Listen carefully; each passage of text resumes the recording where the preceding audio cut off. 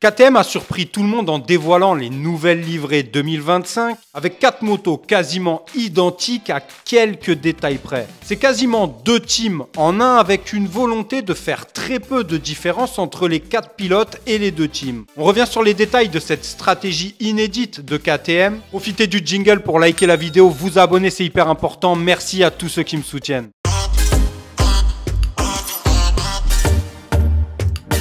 Une présentation chez KTM quasiment inédite vu qu'on dévoilait le team d'usine et le team satellite Tech 3 avec 2 nouveaux pilotes, Enea Bastianini et Maverick Viñales, donc beaucoup plus d'expérience, des pilotes qui ont déjà performé dans la catégorie Rennes. Mais là où cette présentation a surpris tout le monde, c'est qu'ils ont dévoilé quasiment un seul team d'usine. 4 motos quasiment identiques, à part quelques détails au niveau des sponsors, sinon les motos sont les mêmes. Avec une volonté claire chez KTM, celle de faire très peu de distinction entre le team d'usine et le team satellite. Ils veulent que les 2 teams soient quasiment soutenus de la même manière. Et ce n'est pas forcément l'un des 2 ou les 2 pilotes d'usine qui bénéficieront de plus de soutien et de meilleur matériel durant la saison. Les dirigeants de KTM ont clairement souligné le fait que ce sera le pilote numéro 1 au classement, celui qui fait des meilleures performances durant la saison, qui pourra bénéficier de nouvelles pièces à porter,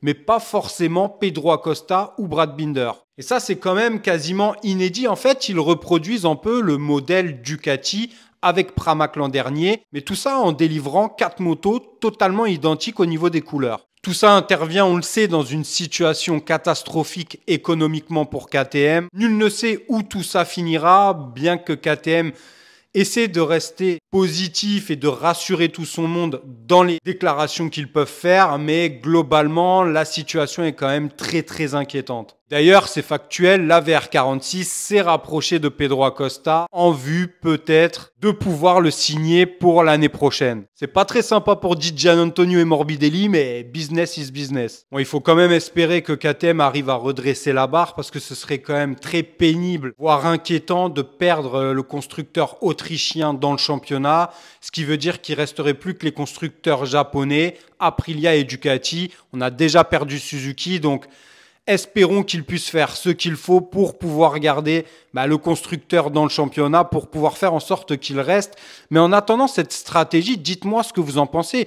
Est-ce que c'est une bonne chose de faire 4 motos identiques? Est-ce que c'est bien aussi de vouloir récompenser pas forcément les pilotes d'usine, mais le pilote qui sera le meilleur durant la saison, celui qui fera les meilleures performances, qu'il soit du team officiel ou du team Tech 3. Personnellement, je serais les 2 pilotes du team d'usine. Bon, ça me ferait un peu grincer des dents de voir que j'ai fait autant d'efforts pour être pilote officiel et que finalement, les 2 pilotes satellites, sont considérés comme des pilotes officiels comme moi. Mais après, bon, c'est une bonne stratégie pour motiver aussi les 2 pilotes satellites, faire en sorte qu'ils se sentent concernés autant que les pilotes officiels.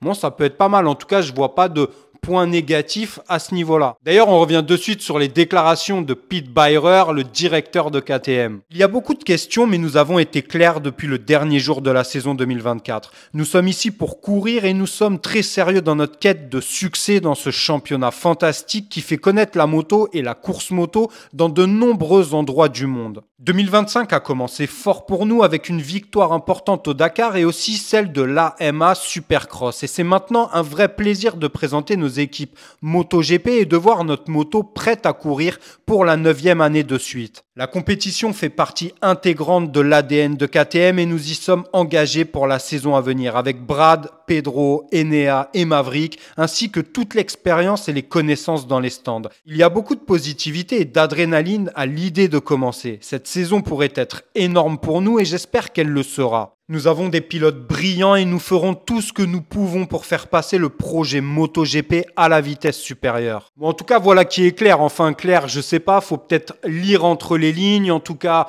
comme d'habitude, les dirigeants de KTM essaient de rester confiants et rassurants dans leurs déclarations. Après, factuellement et concrètement, on verra ce qui se passe parce qu'ils sont quand même dans la panade KTM. Dites-moi ce que vous pensez des livrées 2025, 4 motos identiques, 4 pilotes quasiment identiques.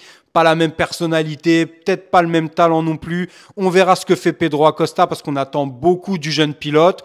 Voir également comment va se comporter Brad Binder et les deux nouveaux chez KTM qui visiblement sont considérés comme des pilotes d'usine. Je suis content pour Enea Bastianini, il le mérite, il n'a pas vraiment eu totalement sa chance chez Ducati. Et pour Maverick Viñales, même si j'adore le pilote, j'attends de voir ce qu'il fera sur la KTM. Peut-être une victoire chez un quatrième constructeur différent dans la catégorie Rennes. Et ça, ce serait quand même exceptionnel. Enfin bref, donnez-moi votre avis sur cette stratégie de KTM. On se retrouve dès lundi pour une prochaine vidéo. Peut-être qu'on parlera du shakedown qui a lieu en ce moment, les tests à Sepang. Si j'arrive à glaner assez d'informations, parce que ce shakedown se fait malheureusement à huis clos. Donc très peu d'informations sont filtrés, on verra. Si j'ai assez de contenu, je vous ferai une vidéo là-dessus, sinon ce sera sur autre chose. Mais en tout cas, on se retrouve dès lundi sur Vinson IGP. Pensez à vous abonner et à liker la vidéo si vous appréciez mon travail, c'est très important. Prenez soin de vous, de vos proches. À lundi sur Vinson IGP. Ciao.